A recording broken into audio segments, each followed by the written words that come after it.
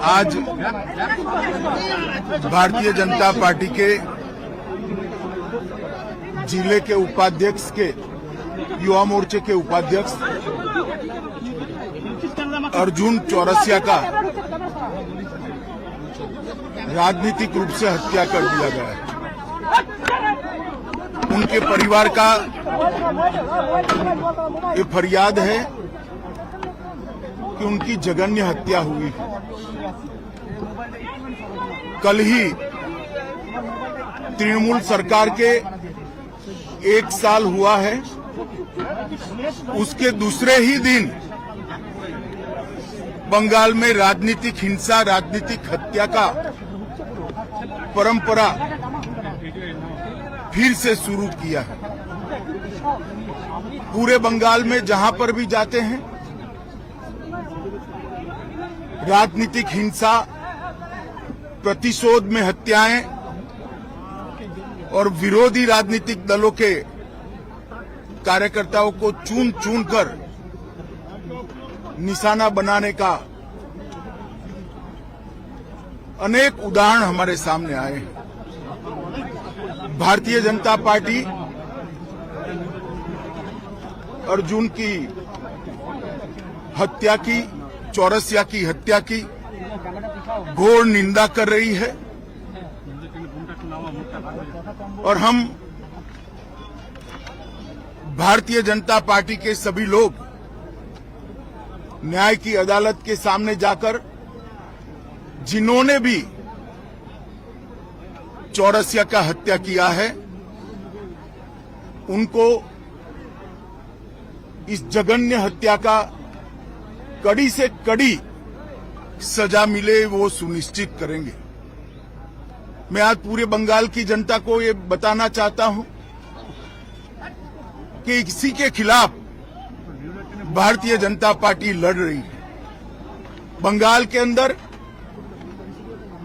विरोधियों की आवाज को कुचल देना, हिंसा और हत्याओं से डराने का प्रयास करना पहले कम्युनिस्ट शासन में और अब उससे बढ़ चढ़कर तृणमूल कांग्रेस के शासन में हुआ है। मैं पीड़ित परिवार से मिला हूं। पीड़ित परिवार की चौरसिया की दादी को भी नहीं बख्शा गया, उनको भी मारा गया। उनके कहने के हिसाब से जोर जबरदस्ती चौरसिया के मृतदेह को परिवार से छीना गया है। भारतीय जनता पार्टी के कार्यकर्ता अदालत के सामने गए हैं कि इसका वीडियोग्राफी के साथ पैनल पोस्टमार्टम हो और इसकी जांच सीबीआई को सौंपनी चाहिए। अनेक चुनाव के बाद अनेक हत्याओं का सिलसिला थमता नहीं है। कल 1 साल समाप्त होने के बाद जैसे संदेश दे रहे हैं कि हम रुकने वाले नहीं हैं। भारतीय जनता पार्टी हिंसा की राजनीति में ना विश्वास करती है, ना हिंसा की राजनीति से डरती है। हम कानून की अदालत में इतना सुनिश्चित करेंगे कि चौरसिया के हत्यारों को कड़ी से कड़ी सजा दे। जिन्होंने भी ये कांड किया है उन सबको अदालत के कटघरे में खड़े करेंगे। स्वाभाविक रूप से डर का माहौल पैदा करने की साजिश भी है और प्रयास भी है। पहले ह्यूमन राइट कमीशन, अनुसूचित जाति के कमीशन और महिला आयोग ने इस बात को कोर्ट के सामने रखा था। शायद 1 साल के कम अंतराल में देश के किसी भी प्रांत में इतने ज्यादा केस सीबीआई को सुपुर्द नहीं किए होंगे जितना बंगाल सरकार से केस लेकर हाईकोर्ट ने सीबीआई को दिया है।